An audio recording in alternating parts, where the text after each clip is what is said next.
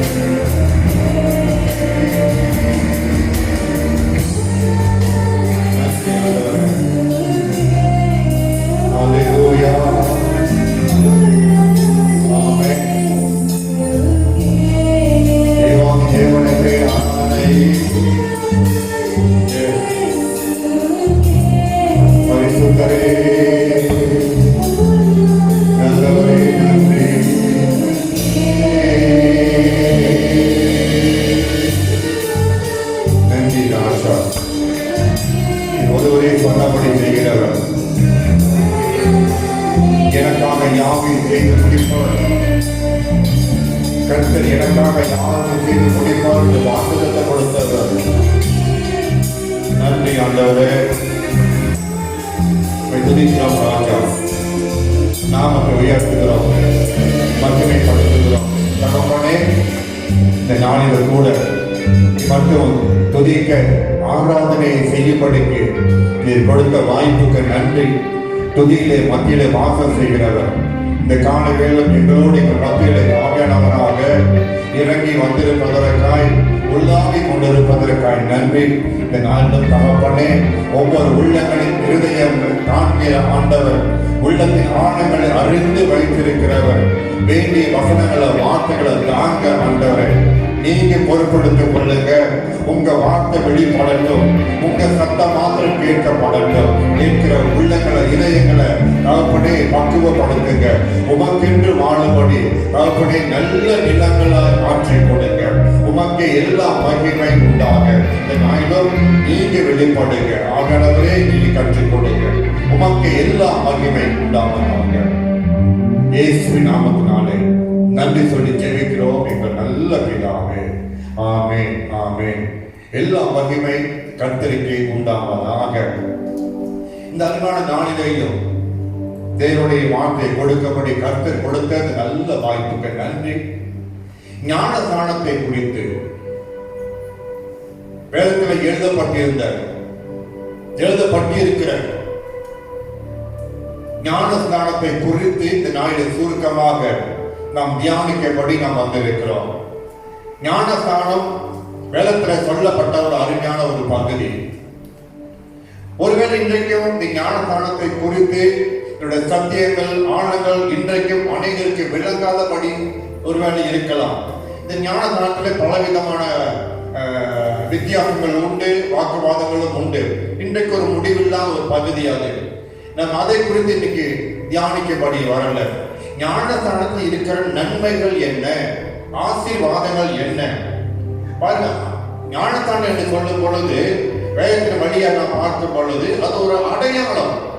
ஒரு குழந்தை பிறந்த உடனேயே நம்முடைய அரசாங்கத்தை ஒழுங்கல் படி பிறப்பு பத்திரம் நாம் எடுப்போம், சர்டிபிகேட் நாம் எடுப்போம். அது போல ஞானஸ்நானம் என்பது ரட்சிக்கப்பட்ட பிறகு கர்த்தர் நமக்கு கொடுக்கிற பெரிய ஒரு ஈவு, நமக்கு ஒரு அடையாளம். அது உலகத்தின் பார்வையில் ஒரு அடையாளம். அது நாம் மறந்துவிடக் கூடாது. ஆக அனைவருக்கு இன்றைக்கு இந்த ஞானஸ்நானத்திற்கு ஆழங்கள், சத்தியங்கள், ரகசியங்கள் விளங்காதபடிதான் இன்றைக்கு நாம் பார்க்கிறோம். அருமையானவர்களே, நம்மை ரட்சிக்கப்படி இயேசுவானவர் சிலுவை சுமந்தார். நம்மை ரட்சிக்கப்படி இயேசுவானவர் சிலுவையிலே பாடுகள் பட்டார், ரத்தம் சிந்தினார். ஞானஸ்நானம் கொடுக்கப்படிக்கு அவர் சிலுவை சுமக்கல, ரத்தம் சிந்தல, பாடுபடல. நம்ம ரட்சிக்கும்படிக்கு அவர் நமக்காக சிலுவை சுமந்தார்.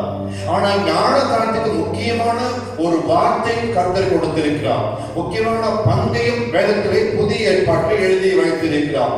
நான் வாசிக்கும் பொழுது மத்தேயு 28ஆம் அதிகாரம் 19ஆம் வசனத்தில் வாசிக்கும் பொழுது சீஷர்களுக்கு கர்த்தர் கொடுத்த பிரதான ஒரு கட்டளை, சீஷர்கள் எல்லாரும் அழைத்து ஆண்டவர் சொன்ன கடைசி ஒரு கட்டளை, பிரதான கட்டளை, பிதா குமாரன் பரிசுத்தமுள்ள ஆவியானவர் நாமத்தினாலே எல்லாரையும் சீஷராக்கி ஞானஸ்நானம் கொடுங்கள் என்று ஆண்டவர் கட்டளையிட்டு இருக்கிறார். மறந்துவிடக் கூடாது. ஆகவே ஆண்டவரே ஞானஸ்நானத்துக்கு ஒரு முக்கியத்துவத்தை வேதத்திலே கொடுத்திருக்கிறார். இயேசுவே சொன்னார், ஆண்டவரை சொன்னாரே, கட்டளையை சொன்னாரே, ஞானஸ்நானம் கொடுங்க. அப்ப இந்த ஞானஸ்நானம் இருக்கிற நன்மைகள் என்ன, ஆசீர்வாதம் என்ன, எதற்கு ஞானஸ்நானம், அது இருக்க நமக்கு கர்த்தர் கொடுத்திருக்க பெரிதான ஒரு நல்ல ஈவு என்ன, அதைதான் நீங்க சுருக்கமாக ஒரு 3 காரியங்களை குறித்து நாம் பார்க்க போகிறோம். ஆகவே இந்த ஞானஸ்நானம் எதற்கு கொடுக்கப்படுகிறது? உலக ரீதியில ஒரு அடையாளம். ஞானஸ்நானம் எடுத்த பிறகு ஒரு மாற்றம். அது இருக்கிற நன்மைகள் என்ன, ஆசீர்வாதங்கள் என்ன? நாம் வாசிக்கும் பொழுது ரோமரின் புத்தகம் 6ஆம் அதிகாரம் வசனம் 1 வாசிக்கும் பொழுது இப்படியாக சொல்லுகிறது. ரோமர் 6ஆம் அதிகாரம் வசனம் 1 தொடங்கி. ஆகையால் என்ன சொல்வோம்? கிருபை பெருகும்படிக்கு பாவத்தை நிலைநிற்கலாம் என்று சொல்லுவோமா? கூடாது. பாவத்துக்கு மறித்த நாம் இனி அதில் எப்படி பிழைப்போம்? கிறிஸ்து இயேசுவுக்கு உள்ளாக ஞான ஸ்நானம் பெற்ற நாம் அனைவரும் அவருடைய மரணத்திற்கு உள்ளாக ஞான ஸ்நானம் பெற்றதை அறியாமல் இருக்கிறீர்களா? வசனம் 5 சொல்லுகிறது, ஆதலால் அவருடைய மரணத்தின் சாயலில் நாம் இணைக்கப்பட்டவர்களானால் அவர் உயிர்த்தெழுதலின் சாயலிலும் இணைக்கப்பட்டிருப்போம்.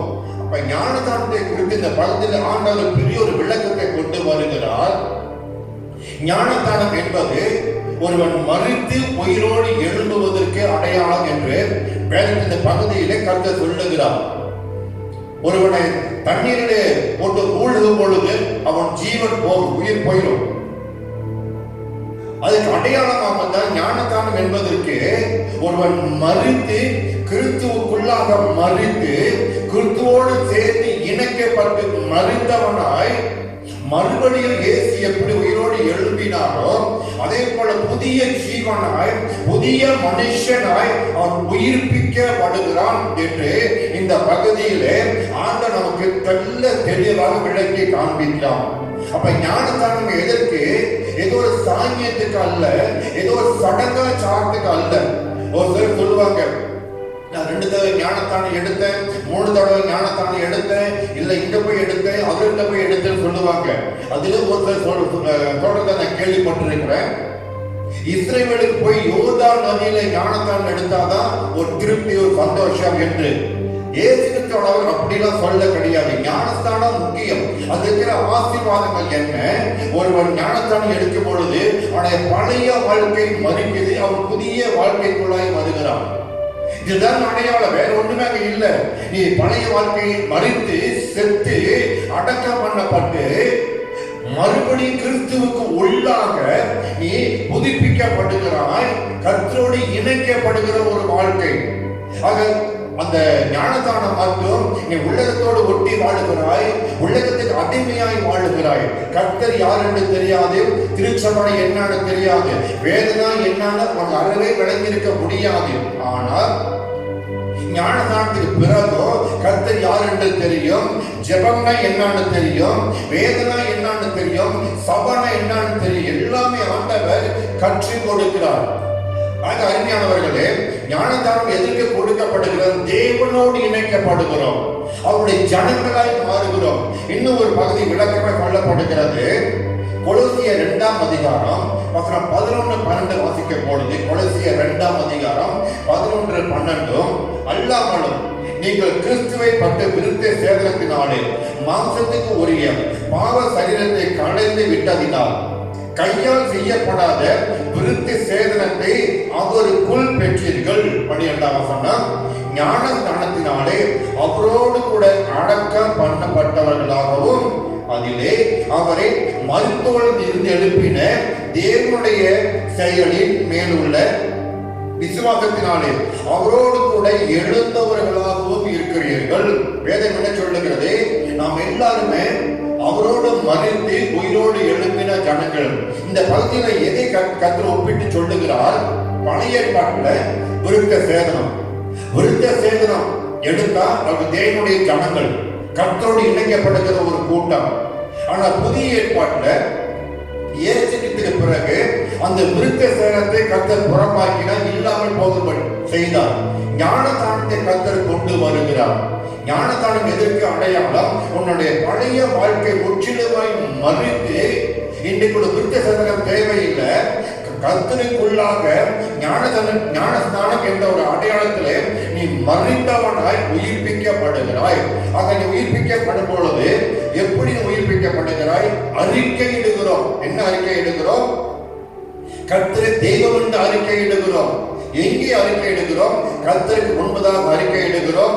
தேவ ஜனங்கள் ஊழியக்காரர்கள் முன்பதாக அறிக்கையிடுகிறோம். அதோடு மாத்திரமல்ல, பிசாசின் முன்னணியில அறிக்கையிடுகிறோம். நாம் தேவனுடைய பிள்ளை, இனி பழையவர்களுடைய வாழ்க்கையில் இல்லை, எல்லாம் புதிதாய் மாறின என்று முதலாவதாக ஞானத்தின் அடையாளம் என்ன? நாம் தேவனோடு இணைக்கப்பட்டு தேவ ஜனங்களாய் நாம் மாறுகிறோம். மறந்துடாதீங்க, கர்த்தருடைய பிள்ளைகளாய் நாம் மாறுகிறோம், இணைக்கப்படுகிறோம். அறிஞர்களே, அதை ஞானத்தை கற்றுக் கொடுக்கிற முதல் அடையாளம் என்ன? எல்லாரும் தேவ ஜனங்களாக மாற்றப்படுகிறார்கள். படித்தவனாய் இருக்கலாம், பணக்காரனாய் இருக்கலாம், ஏழை எளிய ஜனங்களாய் இருக்கலாம், ஒன்றுமே இல்லாதவனாய் இருக்கலாம், எல்லாம் உடையவனாகவும் இருக்கலாம், உலகத்தை அரசாண்டு கொண்டு இருக்கலாம், ஏதோ ஒரு மூலையில நின்று கொண்டு இருக்கலாம். ஞானத்தான் எடுக்கிற ஒவ்வொரு கற்றுக் கொடுக்கிற வாக்குத்தத்தம் என்ன? ஒரே ஞானத்தானதான் ஒருவரை ரட்சித்தார், ஒருவரை பிதா குமாரன் பரிசுத்தாவின் நாமத்தாலே ஞானத்தான பெற்றுக் கொள்ளுகிறோம், எல்லாரும் தேவ ஜனங்களாய் மாறுகிறோம். அது முதல் ஆசீர்வாதம். இந்த ஞானத்தானத்திலே எல்லாரும் தேவ பிள்ளைகளாய் மாறுகிறோம், தேவ ஜனங்களாய் மாறுகிறோம். அறிஞர்களே, அதை உணரும் பொழுது பெரிய ஒரு சந்தோஷம், கிறிஸ்துவுக்குள்ளாக பெரிய ஒரு மகிழ்ச்சி உண்டு. காரணம், எல்லாருமே தேவனுடைய ஜனங்கள், கர்த்தருடைய கூட்டம். இந்த ஞானத்தின் மூலமாக எல்லாரும் இணைக்கப்படுகிறோம், சேர்க்கப்படுகிறோம். இரண்டாவது நாம் பார்க்கும் பொழுது கலத்தின் புத்தகம் 3ஆம் அதிகாரம் 26 29 வாசிக்கும் பொழுது அந்த பகுதியில் கர்த்தர் இன்னொரு காரியத்தை சொல்லுகிறார். கலத்தின் புத்தகம் 3ஆம் அதிகாரம் வாசிக்கிற கவனிங்க, 26 29 மட்டும். நீங்கள் எல்லாரும் கிறிஸ்து இயேசுவை பற்றி விசுவாசத்தினால் தேவனுடைய புத்திரராக இருக்கிறீர்களே, ஏனெனில் உங்களில் கிறிஸ்துவுக்கு உள்ளாக ஞானத்தான பெற்றவர்கள் எத்தனை பேர்களோ அத்தனை பேரும் கிறிஸ்துவை தரித்துக் கொண்டிருக்கிறீர்களே. ஞானத்தால் மூலமாக கற்றுக் கொடுக்க இரண்டாவது ஒரு பெரிய ஒரு ஆசீர்வாதம், நன்மை. என்றைக்கு ஞானத்தான் எடுக்கிறோம் போனா கிறிஸ்துவுக்கு உள்ளாக மறுபடியும் பிறக்கிறோம், எல்லாரும் தேவனுடைய பிள்ளைகளாய் மாறுகிறோம். முதலாவது தேவ ஜனங்களாய் மாறுகிறோம். ஜனங்கள் ஒரு கூட்டம், அவ்வளவுதான். ஆனால் இங்கே கற்று சொல்லுகிறார், எல்லாரும் கர்த்தருடைய புத்திரர்களாய் பிள்ளைகளாய் மாறுகிறீர்கள். என்ன ஒரு ஆசீர்வாதம், என்ன ஒரு மேன்மை. ராஜாதி ராஜாவுடைய தேவாதி தேவனுடைய பிள்ளைகளை ஞானத்தானத்தின் மூலமாக கர்த்தர் நம்மை மாற்றி அமைக்கிறார். பகுதியில் வாசிக்கும் பொழுது 3ஆம் அதிகாரம் 27 ஏனெனில் உங்களில் கிறிஸ்துவுக்கு உள்ளாக ஞானத்தான பெற்றவர்கள் எத்தனை பேரோ யாரா இருந்தாலும் சரி. இன்றைக்கு உலகத்துல வாடுகிற ஏறக்குறைய 700 கோடிக்கு ஜனங்களுக்கு மேலாக வாழ்ந்து கொண்டிருக்கு. அத்தனை பேர்களுக்கு கற்றுக் கொடுக்கிற ஒரே வார்த்தை, எத்தனை பேரா இருந்தாலும் அத்தனை பேரும் தேவனுடைய புத்திரராய் மாறுகிறீர்களே, தேவனுடைய பிள்ளைகளாய் மாறுகிறோம். எப்படி? ஞானஸ்தானத்தின் மூலமாக. ஆகவே ஆண்டவர் கொடுத்த கட்டளை என்ன? போய் ஞானஸ்தானம் கொடுங்க, அவங்களை எல்லாரும் என் பிள்ளைகளாய் மாறணும், என்னுடைய ஜனங்களாய் மாறணும். சீஷர்களுக்கு கர்த்தர் கொடுத்த பிரதான ஒரு கட்டளை. யோவான் 1 வாசிக்கும் பொழுது கூட கர்த்தர் சொல்லுகிறார், வேதத்தை வாசிக்கும் பொழுது யோவான் 1ஆம் அதிகாரம் 12-13 வாசிக்கிற கவனிங்க. யோவான் 1:12-13. அவருடைய நாமத்தின் மேல் விசுவாசம் உள்ளவர்களாய் அவரை ஏற்றுக்கொண்டவர்கள் எத்தனை பேர்களோ அத்தனை பேர்களும் தேவனுடைய பிள்ளைகளாகும்படி அவர்களுக்கு அதிகாரம் கொடுத்தார். அவர்கள் இரத்தத்தினாலாவது மாம்ச சித்தத்தினாலாவது புருஷனுடைய சித்தத்தினாலாவது பிறவாமல் தேவனாலே பிறந்தவர்கள். அப்போ அவருடைய ஞானத்தான எடுக்கும் பொழுது கர்த்தருக்கு உள்ளாக மறுபடியும் அவன் பிறகுதான் அவருடைய பிள்ளைகளாக எல்லாரும் மாறுகிறோம். யாரா இருந்தாலும் சரி. ஒன்றாவது ஞானத்தின் மூலமாக கர்த்தர் அவர்களை தேவ ஜனங்களாய் மாற்றுகிறார். எந்த மூலையில இருந்தாலும் அது கொடுத்த ஒரு பெயர் என்ன? தேவ ஜனம். வெறும் ஜனம் அல்ல, வெறும் மனுஷன் இல்ல, தேவ மனுஷன். அதே போல கர்த்தருடைய பிள்ளைகளாய், வெறும் பிள்ளைகளாய் அல்ல, தேவனுடைய புத்திரராய் மாறுகிறீர்கள், தேவனுடைய பிள்ளைகளாய் மாறுகிறீர்கள். ஞானத்தை கற்றுக் கொடுக்க இரண்டாவது பெரிதான ஒரு ஆசீர்வாதம். அருமையானவர்களே, அந்த ஆசீர்வாதத்தை கொடுக்க படிக்கிறதாக தான் ஆண்டவர் சீஷர்களுக்கு கட்டளையிட்டார், ஞானத்தான கொடு, அவங்க எல்லாரும் என்னுடைய ஜனங்களாய் மாறணும். ஞானத்தான அடையாளம்.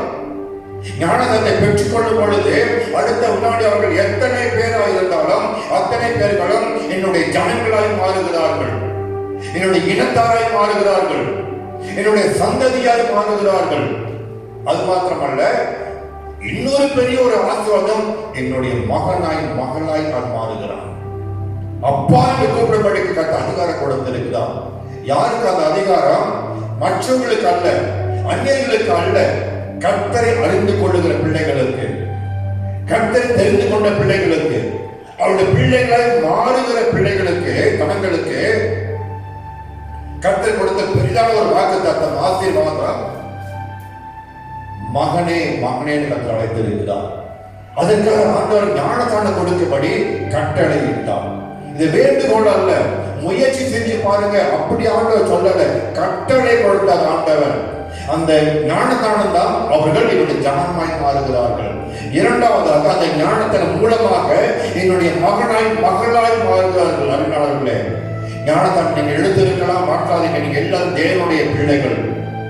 இந்த வார்த்தை கேட்டுக்கிட்டு இருக்கிற ஒவ்வொருவரோட கத்தை பேசிக் கொண்டிருக்கிறார். நீங்கள் எல்லாரும் தேவ ஜனங்களாக இருக்கிறீர்கள்.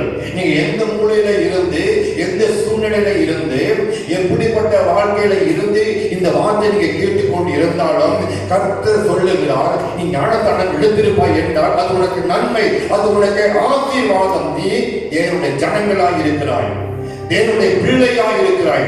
கர்த்தர் உன்னை வேறு மாதிரி பார்க்கல, கர்த்தரோட புறக்கணிக்கவனை பார்க்கல, இணைத்திருக்கிறார், சேர்த்து இருக்கிறார், அவரோடு கூட வைத்திருக்கிறார். எப்படி வைத்திருக்கிறார்? ஞானத்தான் மூலமாக. ஆகவே ஆண்டவர் உலகத்தை கொடுத்த பிரதான கட்டளையில ஒன்று ஞானத்தானம் கொடுங்க, ஞானத்தானம் கொடுங்க. அதே வேளையில இன்னொரு பகுதி கர்த்தர் கற்றுக் கொடுக்கிறார், நாம் மறந்து விட கூடாது. 1 கொரிந்தியர் புத்தகம் 10ஆம் அதிகாரத்தை திருப்பிக் கொள்ளும் பொழுது 1 கொரிந்தியர் 10ஆம் அதிகாரம் வாசிக்கிறேன், கவனிங்க. 1 கொரிந்தியர் 10ஆம் அதிகாரம் 1 வாசிக்கும் பொழுது ஒரு முக்கியமான காரியத்தை கர்த்தர் கொண்டு வருகிறார். இப்படி இருக்க சகோதரரே, நீங்கள் எவைகளை அறிய வேண்டும் என்று இருக்கிறீர்கள் என்றால், நம்முடைய பிதாக்கள் எல்லாரும் மேகத்துக்கு கீழாக இருந்தார்கள், எல்லாரும் சமுத்திரத்தின் வழியாய் நடந்து வந்தார்கள், எல்லாரும் மோசேக்குள்ளாக மேகத்தினாலும் சமுத்திரத்தினாலும் ஞான ஸ்நானம் பண்ணப்பட்டார்கள். ஒரு நல்ல ஒரு காரியத்தை, ஒரு சம்பவத்தை கர்த்தர் இங்கே வெளிப்படுத்துகிறார். எப்படி வெளிப்படுத்துகிறார்? இஸ்ரவேல் ஜனங்கள் எகிப்தின் பிடியில இருந்து, அடிமைத்தன வாழ்க்கையில இருந்து அங்கே வெளியே வரும்பொழுது யோர்தான் சிவந்த சமுத்திரம் வழியாக கடந்து வரும் பொழுது அந்த சமுத்திரம் 2ஆய் பிளக்கப்படுகிறது. அந்த சமுத்திரத்தின் வழியை நடந்து வருகிறார்கள். அந்த அனுபவத்தை, அந்த அடையாளத்தை, அங்கு நடந்த சம்பவத்தை கர்த்தர் எப்படி வெளிப்படுத்துகிறார்? ஞானத்திற்கு அடையாளமாக, பரிசுத்த ஆவியினுடைய அபிஷேகத்துக்கு அடையாளமாக அவர்கள் மேக ஸ்தம்பத்தினாலும் ஜலத்தின் மூலமாகவும் அவர்கள் நடந்து வந்தார்கள். அது அடையாள ஆண்டவர் என்ன சொல்லுகிறார்? அவர்கள் மோசேக்குள்ளாக மேகத்தினாலும் சமுத்திரத்தினாலும் ஞான ஸ்நானம் பண்ணப்பட்டார்கள். எல்லாரும் இணைந்து வந்தார்கள். எல்லாருக்கும் ஒரே ஞான ஸ்நானம். ஆனாலும் வேதம் என்ன சொல்லுகிறது? அதே 1 கொரிந்தியர் 10ஆம் அதிகாரம் 5 வாசிக்கும் பொழுது, அப்படி இருந்தும் அவர்களில் அதிகமான பேர்களிடத்தில் தேவன் பிரியமா இருந்தது இல்லை. ஆதலால் வண்ணாந்திரத்திலே அவர்கள் அழிக்கப்பட்டார்கள் என்று வேதத்திலே நாம் வாசிக்க பார்க்கிறோம். எல்லாருமே ஒரே ஞானத்தானம், ஒரே கடவுள் தான், எல்லாரும் ஞானத்தானம் பெற்றார்கள். ஆனால் அநேகர் அழிக்கப்பட்டார்கள். காரணம் என்ன? எல்லாம் கவனிங்க. ஞான ஸ்நானம் பரலோகம் கொண்டு போகாது. ஞானத்தான நம்ம வாழ்க்கையை மாற்றாத ஒரு அடையாளம், அவ்வளவுதான். தேவனுடைய வார்த்தைக்கு அவர் சத்தத்தை கேட்டு கீழ்ப்படியும் பொழுது, நடக்கும் பொழுது மாத்திரமே ஆசீர்வாதம். தேவ ஜனங்களாய் மாறுகிறோம், கர்த்தருடைய பிள்ளைகளாய் மாறுகிறோம், அவ்வளவுதான், நல்லதுதான். ஆனால் இந்த பகுதியிலே ஞானத்தானம் பெற்றிருந்தாலும் அநேகர் அழிக்கப்பட வேண்டிய காரணம் என்ன? கர்த்தர் அவர்களை அழிக்க வேண்டிய நோக்கம் என்ன? அவர்கள் கீழ்ப்படியாதவர்களாய் கர்த்தரை விட்டு விலகி போகும்படி கர்த்தருடைய ஊழியக்காரனாக மோசேக்கு விரோதமாய் எழுப்பினார்கள். கர்த்தருடைய வார்த்தை அசட்டை பண்ணினார்கள். ஞானஸ்தானம் அவங்களை காப்பாற்றாது, உங்களை காப்பாற்றாது. ஞானஸ்தானம் ஒரு அடையாளம், அவ்வளவுதான். ஞானஸ்தானம் பகவை கொண்டு போகாது. ஞானஸ்தானம் ஆஸ்வாதத்தை கொண்டு வராது. அது ஒரு அடையாளம், கர்த்தர் கொடுத்த கட்டளை, அவ்வளவுதான். ஆனால் தேவனுடைய வார்த்தைக்கு கீழ்ப்படிந்து வாழும் பொழுது மாத்திரமே ஆசீர்வாதம் வரும். அவர்கள் எல்லாருமே ஞானஸ்தானம் பண்ணப்பட்டவர்களாய் கடந்து போனாலும் தேவனுடைய வார்த்தையை கேட்டார்கள், வழியிலே நடந்தார்கள், எல்லாம் ஒன்னாதான் போனாங்க. காரணம், கர்த்தர் அழைத்தார், தெரிந்து கொண்டார், கர்த்தர் கொண்டு போனார். ஆனாலும் அழித்தார். காரணம் என்ன? கீழ்ப்படியாமல் போனார்கள், அசட்டை பண்ணினார்கள், கர்த்தருடைய வார்த்தையை எதிர்த்து நின்றார்கள், ஊழியக்கான மோசேக்கு எதிர்த்து சத்தமிட்டார்கள், விரோதமாக எழுதினார்கள், தர்க்கம் பண்ணினார்கள். இதை பார்த்த ஆண்டவர் அவர்களை அழித்தார், இல்லாமல் போகும்படி செய்தார். இன்றைக்கு ஆண்டவர் அழிப்பவர் அல்ல, இன்றைக்கு கிருபை கொடுத்திருக்கிறார். ஞானஸ்தானம் எடுத்திருந்தாலும் உன் வாழ்க்கை நீங்க எப்படி இருக்குது கொஞ்சம் யோசிச்சு பாரு. நீ எப்படி வாழ்ந்து கொண்டிருக்கிறாய்? ஞானஸ்தானம் எடுத்திருக்கலாம், ஒரு தடவை, 2 தடவை, 3 தடவை, பல தடவை ஞானஸ்தானம் எடுத்திருக்கலாம், நல்லதுதான். அது ஒரு நன்மையா இருக்கட்டும். ஆனாலும் நீ கர்த்தருக்கு பிரியமானவனாய் வாழ்ந்து கொண்டிருக்கிறாயா? கர்த்தருக்கு உண்மை உள்ளவனாய் வாழ்கிறாயா? தேவனோடு இணைக்கப்பட்டு இருக்கிறாயா? தேவன் ஜனமாய் இருக்கலாம், கர்த்தருடைய மகனாய் இருக்கலாம், அது உண்மை, அது மாறாது. நீ ஞானஸ்தானம் எடுத்திருக்கிறாய், அது உண்மை, அது யாரும் எடுத்து போட முடியாது. ஆனாலும் ஏன் கர்த்தரை அழித்தார்? கர்த்தருடைய வார்த்தைக்கு கீழ்ப்படியாமல் நடந்தார்கள், வாழ்ந்தார்கள். இன்றைக்கு உன் வாழ்க்கை கர்த்தருக்கு அழிப்பவர் அல்ல, ஆனா ஆசீர்வாதம் இருக்குதா? சந்தோஷம் இருக்குதா? ஒரு நிம்மதி வாழ்க்கை இருக்குதா? கர்த்தருடைய சத்தத்தை கேட்க முடியுதா? கர்த்தருடைய பிரசன்னம் வாழ்க்கையில, குடும்பத்துல காணப்படுதா? காரணம் என்ன? ஞானஸ்தானம் எல்லாம் உதவி செய்யாது. அது ஒரு கட்டளை, அது ஒரு அடையாளம், அவ்வளவுதான். கர்த்தரே கொடுத்த கட்டளை அது. ஆனாலும் தேவனுடைய வார்த்தைக்கு கீழ்ப்படிந்து வாழும் பொழுது அவர்களுக்கு நன்மை. இதே இஸ்ரவேல் ஜனங்கள் அழிக்கப்பட்டார்கள், ஆனாலும் அநேகர் ஆசீர்வதிக்கப்பட்டார்கள். காரணம் என்ன? அவர் கர்த்தருக்கு உண்மையாய் இருந்தார்கள், கர்த்தருக்கு கீழ்ப்படிந்து வாழ்ந்தார்கள். கர்த்தர் அவர்களை ஆசீர்வதித்தார், கீழ்ப்படியாதவர்களையோ அழித்தார். இன்றைக்கு கர்த்தர் அழிப்பவர் அல்ல, கிருபை கொடுத்திருக்கிறார். இன்றைக்கு அது மனம் திரும்பும்படி, கர்த்தரை பிடித்துக் கொள்ளும்படி, கர்த்தருடைய வார்த்தைக்கு கீழ்ப்படிந்து வாழும்படிக்கு இன்றைக்கு கர்த்தர் உன்னோடு பேசிக் கொண்டிருக்கிறார். இதை கேட்கிற அன்பு சகோதரனே, சகோதரியே, அன்பு குடும்பத்தாரே, தேவ பிள்ளைகளே, தேவ ஜனமே, கர்த்தர் உங்களை ஆசிரியப்படி இன்றைக்கும் உங்களோடு பேசிக் கொண்டிருக்கிறார். இந்த வார்த்தை கேட்டுக் கொண்டிருக்கிற உங்களோடு கர்த்தர் பேசிக் கொண்டிருக்கிறார். ஞானஸ்தானம் எடுத்திருக்கலாம், உற்சாகத்தோடு எடுத்திருக்கலாம், நீ அறிக்கை விட்டு இருக்கலாம், கர்த்தர் தான் ஆண்டவர் அறிக்கை இருக்கலாம். ஆனால் இன்றைக்கு அந்த ஞானஸ்தானம் உதவி செய்தார் இல்லை, கர்த்தர் உதவி செய்கிறார். கர்த்தர் உன்னோட கூட இருக்கிறார். அது ஒரு அடையாளம். ஒரு நாள் அவ்வளவுதான், எல்லாரும் பார்க்கும்படிக்கு கர்த்தருடைய பிள்ளை, கர்த்தருடைய மகன், தேவ ஜனம், அவ்வளவுதான். ஆனால் கர்த்தர் உன்னோடு கூட இருக்கணும். ஞானத்தான கூட இருக்கிறதால ஒரு புண்ணியம் கிடையாது, ஒரு ஆசீர்வாதம் வராது. கர்த்தர் கூட இருந்தாலும் ஆசீர்வாதம். அந்த கர்த்தரை பிடித்துக்கொள், அந்த கர்த்தருக்கு உண்மையாக இரு, அந்த கர்த்தரை நம்பி நீ வாழ். அர்ப்பணி, கீழ்ப்படி. கர்த்தர் உங்களையும் உங்கள் குடும்பத்தையும் ஆசீர்வதிப்பாராக. ஆக இந்த நாளிலே ஜெபிப்போம். அப்படியே கண்களை மூடி கர்த்தர் நம்மை ஆசீர்வதிக்கப்படி, கர்த்தர் நம்மை உயர்த்தபடிக்க ஜெபிப்போம். அப்படியே கண்கள் மூடி இந்த வார்த்தை கேட்கிற பிள்ளைகள் ஜெபிக்க. என் குடும்பத்தை ஆசீர்வதிக்க ஆண்டவரே, ஞானத்தான பெற்றிருக்கலாம், நான் தேவனுடைய ஜனமாய் இருக்கிறேன், கர்த்தருக்கு மகனாய் இருக்கிறேன், அப்பான்னு கூப்பிடுறேன். ஆனால் ஏன் வீட்டில் இவ்வளவு பிரச்சனை, ஏன் இவ்வளவு போராட்டம்?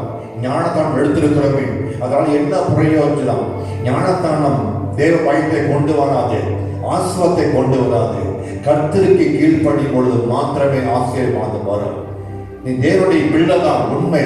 ஆனா அந்த தேவனுக்கு கீழ்ப்படியும் பொழுது மாத்திரமே உனக்கு நன்மை உண்டாகும். உன் குடும்பத்துல மகிழ்ச்சி வரும், தேவைகள் சந்திக்கப்படும், குறைவுகள் நிறைவாய் மாறும். கர்த்தர் கூட இருந்து உன்னை உயர்த்துவார். அருமையான அன்பு தகப்பனே, இந்த வார்த்தை கேட்ட தகப்பனே, ஜெபிக்கிற ஒவ்வொரு பிள்ளைகளோடு உடைய கரம் இருக்கட்டும். ஆஸ்வதிங்க, இந்த பிரசன்ன நிரப்புங்க. உமக்கு எல்லா மகிமை உண்டாக இந்த நாளிலும் இந்த வார்த்தை கேட்டு அர்ப்பணிக்கிற ஜெபிக்கிற நோக்கி பார்க்கிற ஒவ்வொரு குடும்பங்களையும் ஒவ்வொரு பிள்ளைகளையும் பேராய் ஆசீர்வதிங்க ஆண்டவர். இந்த வளர்த்த கரம் இந்த வார்த்தை கேட்ட பிள்ளைகளோடு கூட இருக்கட்டும். ஆதி மந்தமாக இருக்கிறவர், எல்லாவற்றையும் அறிந்தவர், காண்கிறவர். இந்த வார்த்தை கேட்டு ஜெபிக்கிற பிள்ளைகளை ஒவ்வொரு உள்ளங்களையும் அறிந்து வைத்திருக்கிறேன். ஒவ்வொரு இதயத்தின் ஆழங்களையும் காண்கிறவராக இருக்கிறேன். பேசுங்க ஆண்டவரை, பலப்படுத்துங்க, திடப்படுத்துங்க. சூழ்நிலைகள் சந்தோஷமாய் மாறட்டும் ஆண்டவரை. உமக்கு பிரியமான ஜனங்களாய் வாழட்டும் ராஜா. உமக்கு எல்லா மகிமையும் உண்டாக ஒவ்வொரு பிள்ளைகளையும் ஒவ்வொரு குடும்பங்களையும் இயேசுவின் நாமத்தினாலே ஆசீர்வதிக்கப்படுவார்களாக. இந்த வல்லத்த கரம் ஒவ்வொரு பிள்ளைகள் மேலும் தொடர்ந்தும் இறங்கட்டும். ஆஸ்வதிங்க, பொறுப்படுத்திக் கொள்ளுங்க. எல்லா துதிகன மகிமை அன்பு தகப்பனே உமக்கு மாத்திரம் உண்டாவதாக. இயேசுவின் நாமத்தினாலே நன்றி சொல்லி ஜெபிக்கிறோம் எங்கள் நல்ல பிதாவே. ஆமென், ஆமென். கர்த்தர் யாவரையும் ஆசீர்வதிப்பாராக.